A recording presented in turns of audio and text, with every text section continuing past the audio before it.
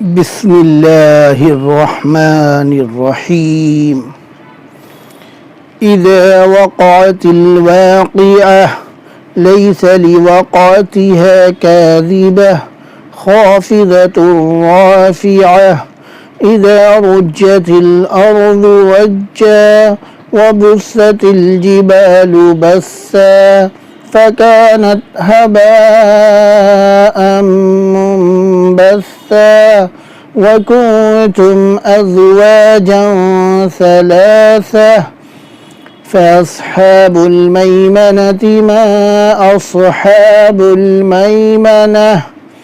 وأصحاب المشأمة ما أصحاب المشأمة والسابقون السابقون أولئك المقربون في جنات النعيم ثلة من الأولين وقليل من الآخرين على سرر موضونة متكئين عليها متقابلين يطوف عليهم ولدان مخلدون بأكواب وأباريق وكأس من معين لا يصدعون عنها ولا ينظفون وفاكهة مما يتخيرون ولحم طير مما يشتهون وحور عين كأمثال اللؤلؤ المكنون جزاء بما كانوا يعملون لا يسمعون فيها لغوا ولا تأثيما إلا قيلا سلاما سلاما وأصحاب اليمين ما أصحاب اليمين في سدر مخضود وتلح منضود وظل ممدود وماء مسكوب وفاكهة كثيرة لا مقطوعة ولا ممنوعة وفرش مرفوعة إنا أنشأناهن إنشاء فجعلناهن أبكارا عربا أترابا لأصحاب اليمين ثلة من الأولين وثلة من الآخرين وأصحاب الشمال ما أصحاب الشمال في سموم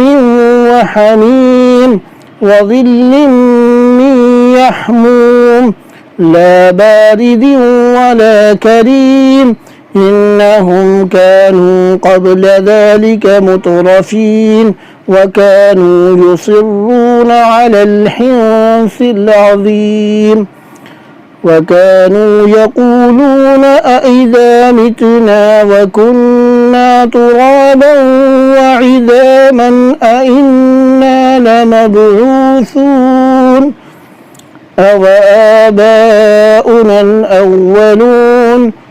قل إن الأولين والآخرين لمجموعون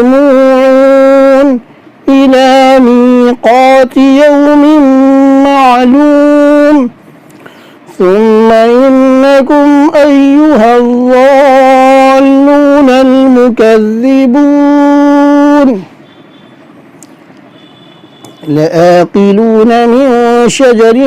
من زقوم فمالئون منها البطون فشاربون عليه من الحميم فشاربون شرب الهيم هذا نزلهم يوم الدين نحن خلقناكم فلولا تصدقون أفرأيتم ما تمنون أأنتم تخلقونه أم نحن الخالقون نحن قدرنا بينكم الموت وما نحن بمسبوقين ألا أن نبدل أمثالكم وننشئكم فيما لا تعلمون ولقد علمتم النشأة الأولى فلولا تذكرون أفرأيتم ما تحرثون أأنتم تزرعونه أم نحن الزارعون لو نشاء لجعلناه حطاما فظلتم تفكهون إنا لمغرمون بل نحن محرومون أفرأيتم الماء الذي تشربون أأنتم أنزلتموه من المزن أم نحن المنزلون لو نشاء لجعلناه أجاجا فلولا تشكرون أفرأيتم النار التي تورون أأنتم أنشأتم شجرتها أم نحن المنشئون نحن جعلناها تذكرة ومتاعا للمقوين فسبح باسم ربك العظيم فلا أقسم بمواقع النجوم وإنه لقسم لو تعلمون عظيم إنه لقرآن كريم في كتاب مكنون لا يمسه إلا المطهرون تنزيل من رب العالمين أفبهذا الحديث أنتم مدهنون وتجعلون رزقكم أنكم تكذبون فلولا إذا بلغت الحلقوم وأنتم حينئذ تنظرون ونحن أقرب إليه منكم ولكن لا تبصرون فلولا إن كنتم غير مدينين ترجعونها إن كنتم صادقين